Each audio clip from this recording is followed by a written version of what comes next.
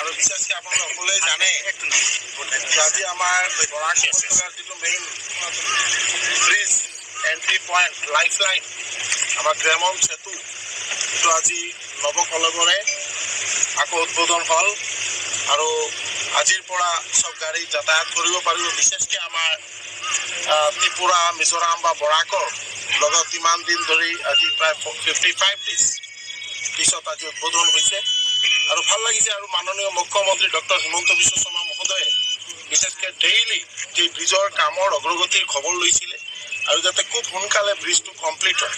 যে টাৰ্গেট আছিল যে 20 জুলাইলৈকে, কিন্তু 15 জুলাই আমাৰ কামটো সম্পন্ন হৈছে আৰু আমাৰ আজি আপোনালোক সকলৰ সহযোগিতা আশীৰ্বাদ ভগৱানৰ আশীৰ্বাদে আজি নতুনকৈ আৰু পুনৰাই চালু হ'ল।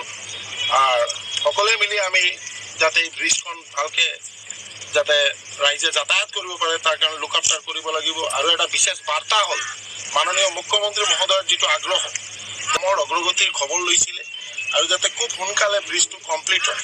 যে টাৰ্গেট আছিল যে 20 জুলাইলৈকে, কিন্তু 15 জুলাই আমাৰ কামটো সম্পন্ন হৈছে আৰু আমাৰ আজি আপোনালোক সকলৰ সহযোগিতা আশীৰ্বাদ ভগৱানৰ আশীৰ্বাদে আজি নতুনকৈ আৰু পুনৰাই চালু হ'ল।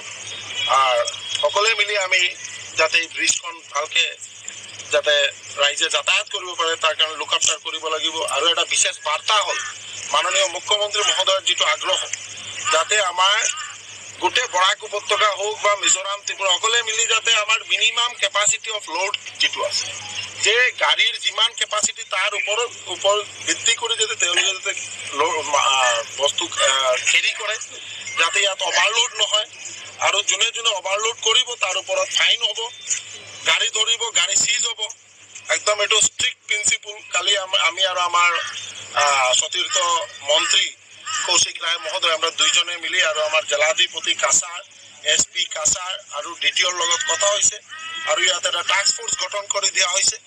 যদি আমাৰ এই যে ডাম্পাৰ গাড়ী তেওঁলোকে যিটো আমাৰ বডি অফিচিয়েল বডি যিটো আছে তাৰ ওপৰতো তেওঁলোকে প্ৰায় 1-1.5 ফুট ওখ কৰি দিয়ে, এইটো কাটি দিব লাগে। আৰু যিটো কেপাচিটি আছে কেপাচিটিৰ ওপৰত ভিত্তি কৰি তেওঁলোকে যাতে যিমান আমাৰ নিত্য প্ৰয়োজনীয় সামগ্ৰী তেওঁলোকে যাতে বহন কৰে এইটো আগ্ৰহ থাকিব, সকলৰ সহায় সহযোগ লাগিব। আৰু বিশেষকৈ আজি আপোনাৰ বৰাক উপত্যকাৰ পৰা মাননীয় মুখ্যমন্ত্ৰী ডক্টৰ হিমন্ত বিশ্ব শৰ্মা মহোদয়ক বহুত বহুত ধন্যবাদ আৰু কৃতজ্ঞতা জনাইছোঁ।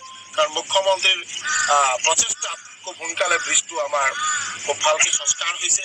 আৰু বিশেষকৈ আমাৰ যে টিম NHIDCL বা আমাৰ মিষ্টাৰ গৌৰাং বা তেওঁৰ পুৰা টিম যেনেকৈ দিন ৰাত অক্লান্ত পৰিশ্ৰম কৰিছে তেওঁলোকে যেনেকৈ খুব সোনকালে ব্ৰিজটো কাম সম্পন্ন হয় তাৰ কাৰণে তেওঁলোককো ধন্যবাদ জনাইছোঁ।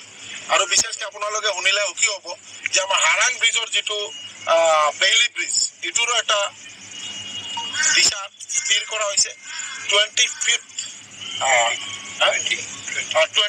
এতিয়া 20ত আহিছে 20 এপ্ৰিল এইটো 20 জুলাই এইটো আকৌ মানে এইটো ষ্টাৰ্ট হ'ব। কাম খুব তীব্ৰ গতিত কাম কৰি আছে।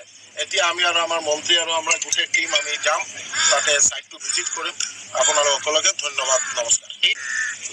গত 21 মে থেকে আমাদের এই গেমন ব্রিজ বন্ধ করা হয়েছিল 2 মাসের জন্য। 20 জুলাই মধ্যে 60 দিনের মধ্যে এটা যাতে সম্পূর্ণ করা যায় সে কাজ আরম্ভ করেছিল এবং এটার জন্য সরকারের তরফ থেকে 2,75,00,000 টাকা মঞ্জুর করা হয়েছিল NHDCL এর কর্তৃপক্ষের মাধ্যমে এবং বিন্দু কনস্ট্রাকশন যারা এখানে আমাদের ফোর লেনিং এর কাজ করছে তারা এই কাজে এই যে ব্রিজ এই ব্রিজের কামটা তারা করছিল। সঙ্গে সঙ্গে আমরা লক্ষ্য করেছি যে সময়ের মধ্যে 60 দিনের সময়সীমা ছিল, 55 দিনের মধ্যে NHDCL কর্তৃপক্ষ এটাকে সম্পূর্ণ করতে পেরেছেন, তাদেরকে ধন্যবাদ জানাই।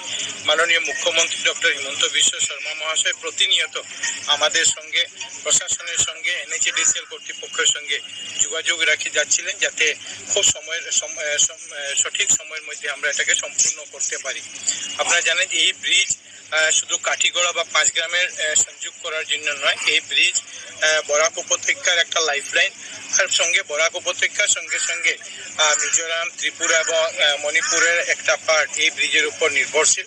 এই গত 2 মাসে 55 দিনে এই এলাকার অনেক জনসাধারণ, রোগীদের, ছাত্রছাত্রীদের, ব্যবসায়ীদের, জনসাধারণ অনেক রকমের কষ্ট হয়েছে, কিন্তু ব্রিজকে ঠিক করার লক্ষ্যে সবাই সাহায্য সহযোগিতা করেছেন।